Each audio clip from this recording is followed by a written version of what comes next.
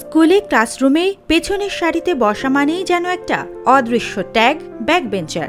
অনেক শিক্ষার্থীর ক্ষেত্রে এই শব্দটা হয়ে দাঁড়ায় তাদের পরিচয়ের অংশ, কিন্তু কেবল নেতিবাচক অর্থেই। পড়াশোনায় পিছিয়ে থাকা, শিক্ষকের কথা না শোনা, ক্লাসে মনোযোগ না দেওয়া কিংবা নিয়মিত দুষ্টুমি করা, এসব বৈশিষ্ট্যই জুড়ে দেওয়া হয় ব্যাক বেঞ্চার শব্দের সঙ্গে। অথচ কেউ ভাবে না এই ট্যাগটা আদতে কতটা বৈষম্যমূলক এবং একজন শিশুর মানসিক বিকাশের পথে কতটা প্রতিবন্ধকতা তৈরি করে। দীর্ঘদিন ধরে এই ধারণাটিই আমাদের শিক্ষা পদ্ধতির অংশ হয়ে গেছে, যা হয়তো কখনোই গভীরভাবে প্রশ্নের মুখে পড়েনি।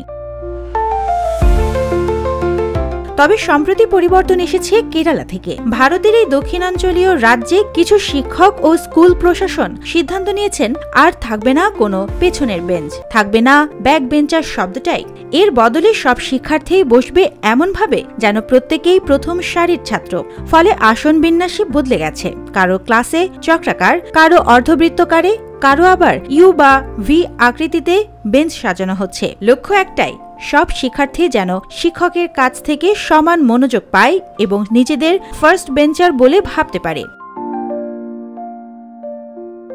কেরালার ভালাকম, কন্নূর, আন্দোর, ত্রিশূর, পালাক্কড়ের মতো বেশ কয়েকটি অঞ্চলে স্কুলে এই নতুন ব্যবস্থা ইতোমধ্যেই চালু হয়েছে। শিক্ষক আলবার্ট ক্রিস্টিন জানিয়েছেন তার ক্লাসে 20 জন ছাত্রছাত্রী, ফলে সহজেই চক্রাকার আসন বিন্যাস বাস্তবায়ন করা গেছে। শুধু কেরালাতেই নয়, পাঞ্জাবের একটি স্কুলেও এরকম নতুন শিক্ষাবান্ধব সিটিং অ্যারেঞ্জমেন্ট চালু হয়েছে বলে জানিয়েছে ভারতীয় গণমাধ্যম। এসব স্কুলে লক্ষ্য করা গেছে শিক্ষার্থীদের মধ্যে আত্মবিশ্বাস বেড়েছে, পড়ার আগ্রহও বেড়েছে, কারণ এখন আর কেউ পেছনের সারিতে পড়ে নেই। এই পরিবর্তনের অনুপ্রেরণা এসেছে একটি সিনেমা থেকে। 2024 সালে মুক্তি পাওয়া মালায়াম শিশুতোষ ছবি স্থানার্থী শ্রীকুট্টন, পরিচালক বিনেশ বিশ্বনাথের প্রথম চলচ্চিত্র, যেখানে 4 জন তথাকথিত ব্যাক বেঞ্চারের গল্প উঠে এসেছে। তারা পড়াশোনায় দুর্বল, নিয়মিত নিয়ম ভাঙে আর সবসময় ক্লাসরুমের একেবারে পেছনে বসে থাকে। কিন্তু সিনেমার শেষ দৃশ্যে তাদের প্রস্তাবিত চক্রাকার আসন বিন্যাস পুরো শ্রেণীকক্ষের পরিবেশই বদলে দেয়। আর সেই দৃশ্যই বাস্তব জীবনে এতটা দাগ কেটে গেছে যে শিক্ষকরা বাস্তব কক্ষেও সেই ব্যবস্থা বাস্তবায়ন শুরু করেছেন।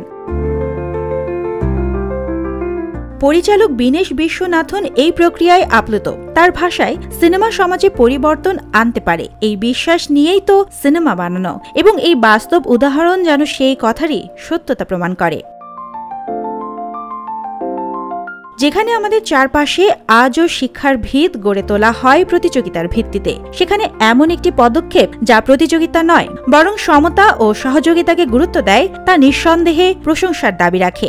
ব্যাক বেঞ্চার শব্দটা হয়তো শিক্ষার্থীদের আচরণ নয়, বরং আমাদের দৃষ্টিভঙ্গিরই প্রতিফলন। আর সেই দৃষ্টিভঙ্গি বদলাতে শুরু করেছে একটি সিনেমার হাত ধরে।